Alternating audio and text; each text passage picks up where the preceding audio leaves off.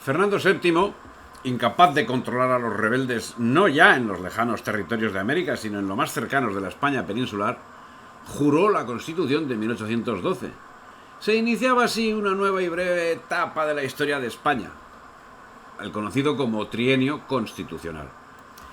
La suma de estas actuaciones consiguió lo que no habían conseguido unidos los británicos y sus agentes, los libertadores en América.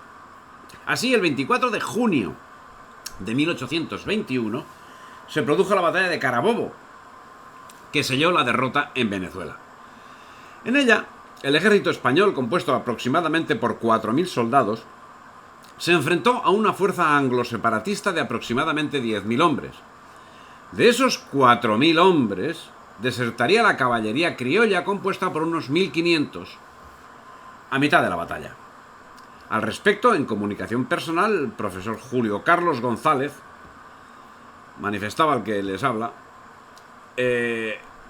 una larga exposición que con respeto y gratitud transcribo.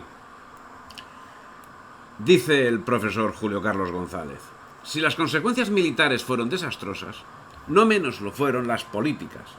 En la España peninsular el golpe dará lugar al inicio de una serie de guerras civiles continuadas que hay incluso quien dice que acaban en la victoria franquista de 1939.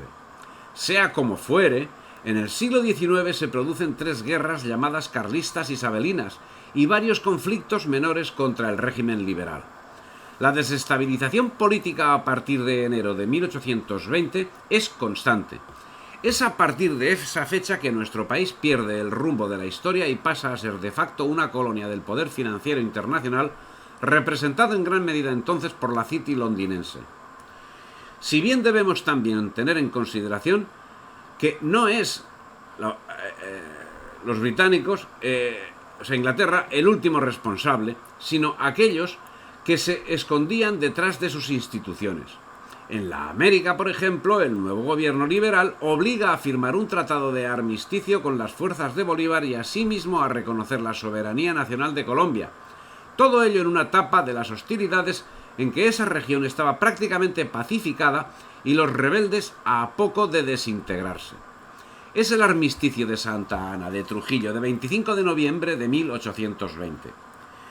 El primer ejército expedicionario del general Morillo, aproximadamente 10.000 soldados, había logrado ya pacificar casi toda Nueva Granada, hasta el punto de permitirse el lujo de desplazar algunas unidades hacia el Perú, como por ejemplo la mitad del regimiento de élite Burgos, que formaría parte de la expedición a Chile, donde sería aniquilado.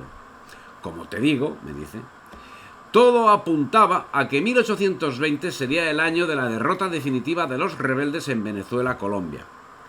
Calmada Nueva España y el Perú, casi pacificada Nueva Granada, solo quedaba por silenciar el cono sur, que había sido siempre el foco principal de la revuelta. Hacia allí se dirigiría navalmente el segundo ejército expedicionario y por vía terrestre otra masa de maniobra que se estaba formando en el Perú. Bolívar escribe a Santander: casi todos los soldados se han ido a sus casas, las provisiones de boca se han reducido, los hombres están cansados de comer plátano, plátano en mañana, plátano en la tarde y plátano en noche. Los enfermos se mueren de hambre, nos vamos a ver en un conflicto del demonio. En una correspondencia fechada el 20 de mayo de 1820, se evidencia la desesperación del libertador cuando escribe: mi edecán infante le ganó unos reales al cura de San Cayetano y con ellos me está manteniendo. Ya no tenemos sobre qué caernos muertos, todo se ha agotado y ya nos morimos de miseria. El tiempo transcurría y la inactividad consumía la intranquilidad de Bolívar. Día a día lo paso en pensar y la noche en soñar. No hagamos castillos en el aire, aunque en esto nadie será mejor arquitecto que yo. Cuando todo parecía perdido y la revolución parecía caer derrotada sin lanzar un solo tiro, ocurre el milagro. Bolívar recibe la buena noticia. En España los generales Rafael del Riego y Antonio Quiroga encabezan una revolución liberal que obliga al rey Fernando VII a jurar la Constitución de 1812, que abre la democracia en esa nación y pone un freno al absolutismo de la monarquía española. Esta nueva realidad política suspende la expedición militar que estaba dispuesta a reforzar el poderío militar de España en América. Este golpe de suerte para la causa libertadora daba nuevos aires de tranquilidad a los patriotas y le permite a Bolívar el tiempo necesario para reorganizar su maltrecho ejército. Por los momentos no llegarán a España los refuerzos solicitados desesperadamente por los realistas. Existía en Cádiz una red de agentes identificada por la inteligencia española.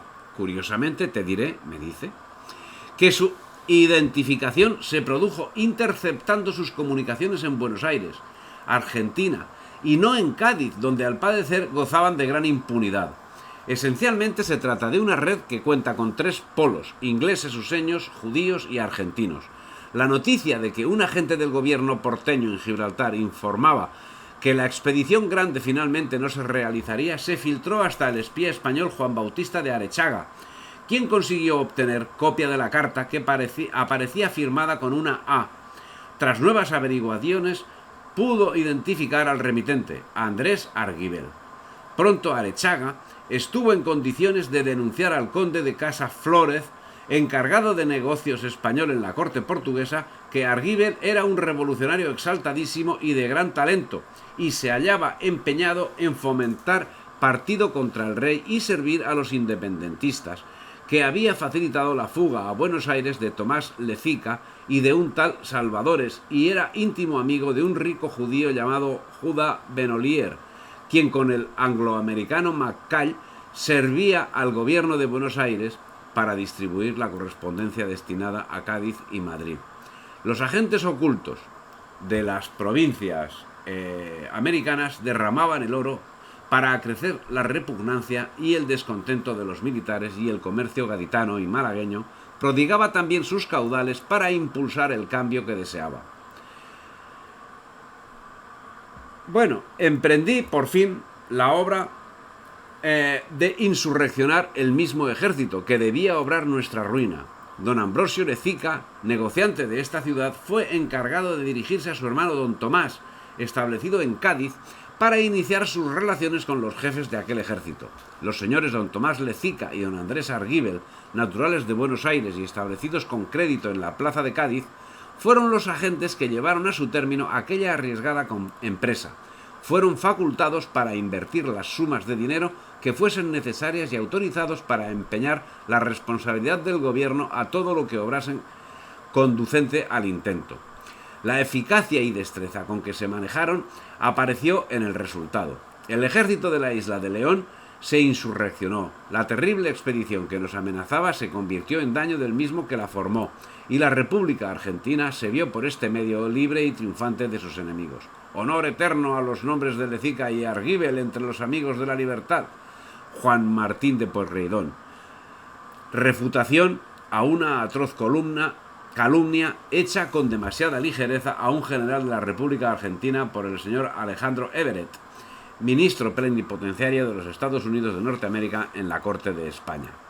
Al respecto de Argüelles, es un viejo conocido de la inteligencia española. Se sabe ya de sus gestiones alrededor de la marcha del primer ejército expedicionario en febrero de 1815. 2 aspectos quiere señalar sobre la marcha de la fuerza de Morillo. El primero de ellos es que su destino iba a ser el Río de la Plata, donde su presencia se hacía necesaria. Sin embargo, en alta mar, a mitad del Atlántico, se abren los sobres y, sorprendentemente, las órdenes indican Venezuela contra toda lógica, puesto que esa zona estaba siendo ya ganada para las fuerzas del rey y no contaba con la significación del Río de la Plata. Varios historiadores han sospechado siempre del germen de la traición, aunque no ha aparecido todavía la prueba fehaciente en tal sentido. El segundo es la explosión fortuita, si bien todo apunta al sabotaje del buque San Pedro de Alcántara en la primavera de 1815, ya anclado en Isla Margarita. Ese navío transportaba todos los fondos de la expedición y se fue a pique en breves minutos, no pudiéndose rescatar casi nada. Fue el hundimiento del San Pedro lo que ocasionó la necesidad de imponer una contribución especial a los ciudadanos de la Nueva Granada, junto con demás medidas impopulares, por ejemplo, requisa de ganado, trigo, circunstancia que derivó en un malestar hacia las tropas de Morillo al ser vistas como invasoras y no como libertadoras. También se ha estudiado mucho Sobre el caso aludido, aproximadamente 20 expediciones submarinas se han realizado a los restos del San Pedro desde 1815, si bien no se ha logrado aún esclarecer el porqué ni el cómo de la sospechosa explosión interna.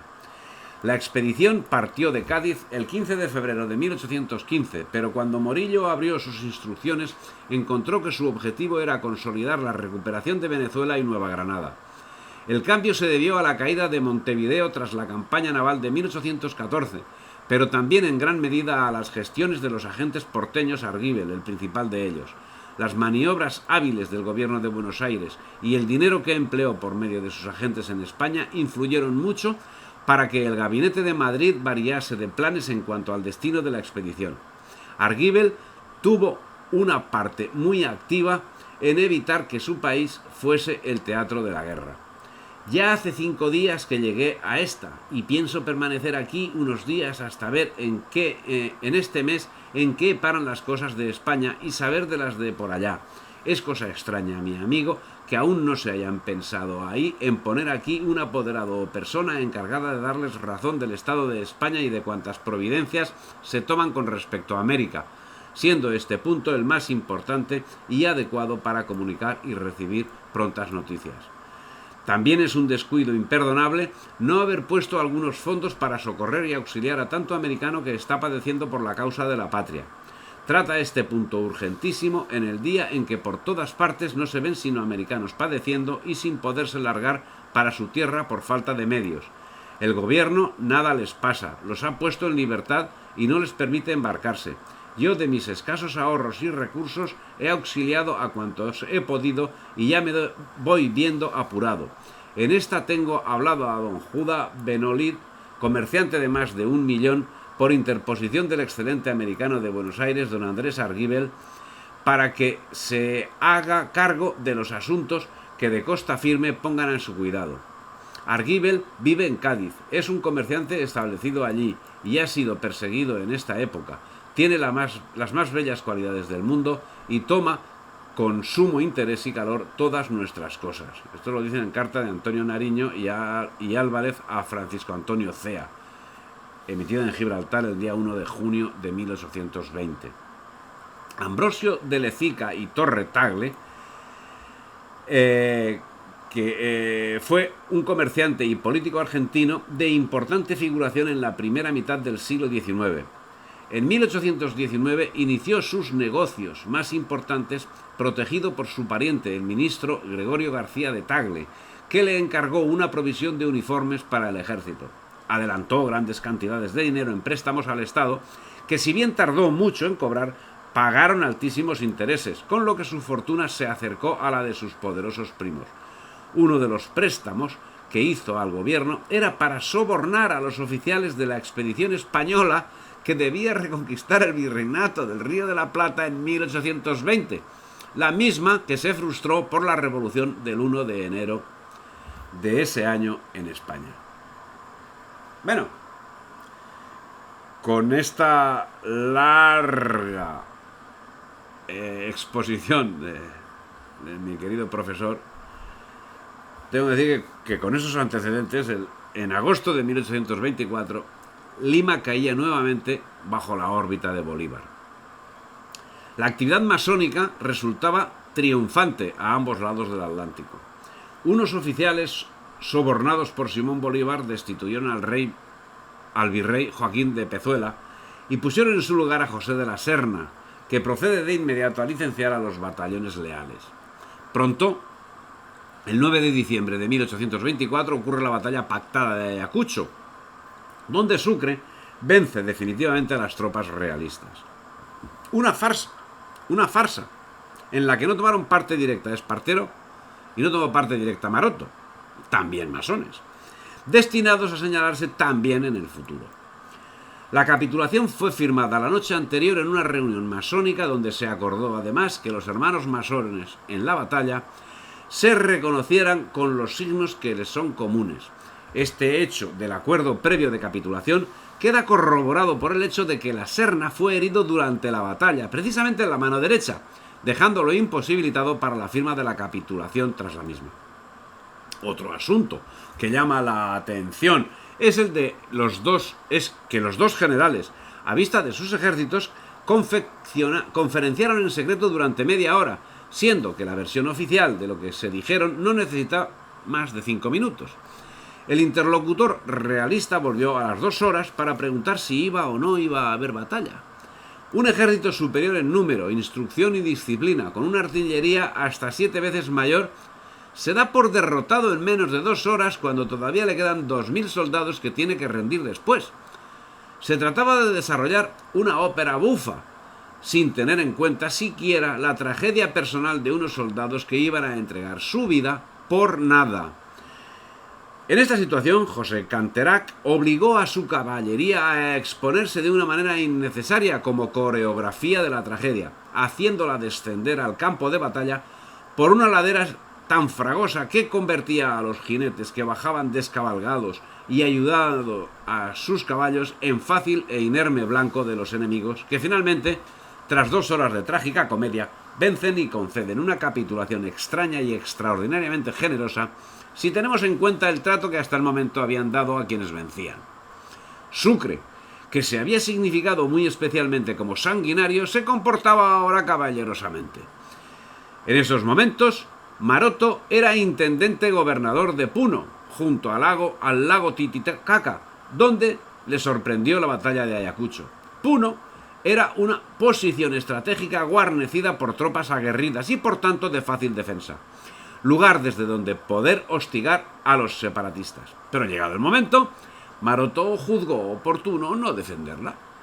Cayeron prisioneros el virrey de la Serna, 15 generales, 16 coroneles, 552 oficiales y 3000 soldados, que un mes más tarde se encontraban libres navegando hacia España. Maroto embarcó en la fragata francesa Ernestina para dirigirse a España. Tras conocerse en Londres el resultado de la batalla de Ayacucho, un jubiloso Canning dijo ante el Parlamento inglés: «El clavo está remachado. La América española es libre. Y si no gobernamos tristemente nuestros asuntos, será inglesa». La batalla de Ayacucho será la que marque el punto y final, la sentencia definitiva al desmembramiento de la patria. Sin embargo, no fue, como dice la historiografía oficial, la batalla de Ayacucho el fin de la presencia realista en América del Sur. Olañeta continuó resistiendo fiel a la corona y a la tradición española, con base en Potosí, y otros movimientos patriotas se resistirían durante décadas. La Gran Colombia de Bolívar cayó en 1830, surgiendo en su lugar Venezuela, Colombia y Ecuador, mientras Perú se dividía, dando lugar al nacimiento de Bolivia, y el Río de la Plata también era dividido en 3 repúblicas: Argentina, Uruguay y Paraguay. Si te ha gustado el vídeo, dale me gusta, difunde y suscríbete al canal.